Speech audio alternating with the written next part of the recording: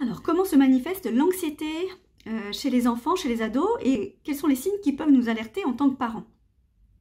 Alors déjà, il faut savoir que c'est assez variable d'un enfant à un autre, et que l'enfant anxieux, il ne va pas toujours verbaliser son anxiété ou son stress. Il ne va pas dire spontanément « je suis stressé » ou « je suis anxieux » ou « je suis angoissé ».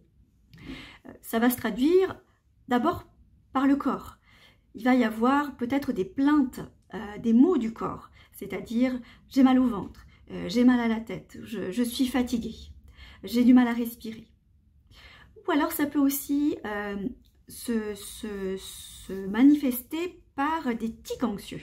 Et ça, on n'y pense pas toujours, mais l'enfant qui se ronge les ongles, qui se met à tout sauter, à cligner des yeux, à faire des bruits avec sa bouche, à faire des mouvements avec son corps, des gestes parasites en quelque sorte, et bien là, il exprime quelque chose qu'il ne peut pas dire avec des mots, il va l'exprimer avec son corps, et les tics vont être une façon de décharger un petit peu cette tension intérieure.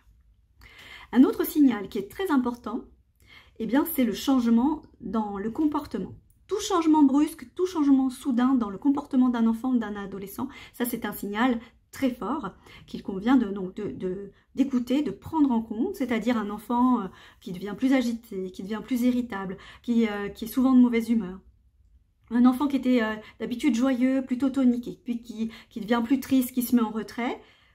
Attention, donc là, c'est un signal, changement de comportement auquel il faut faire attention. On peut aussi avoir de la régression dans les acquisitions, c'est-à-dire un enfant qui se remet à faire pipi au lit ou qui se remet à sucer son pouce. Ça, c'est valable pour les plus jeunes. Ça peut être aussi des troubles de l'appétit, des troubles du sommeil, donc des difficultés à s'endormir, à trouver le sommeil, des cauchemars, des réveils en pleine nuit. Donc ça va aussi impacter l'énergie et ça va induire de la fatigue.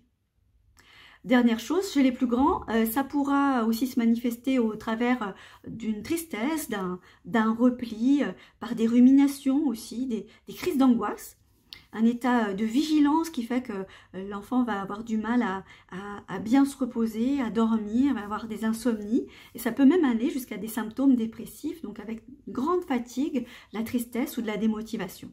Donc je pense que vraiment le plus important, c'est d'avoir connaissance de ces signes, de pouvoir les identifier, de façon à aider l'enfant à s'exprimer, à verbaliser, puis aussi à le rassurer, à l'écouter. Et si ça prend de l'ampleur, bien évidemment, de ne pas hésiter à aller consulter.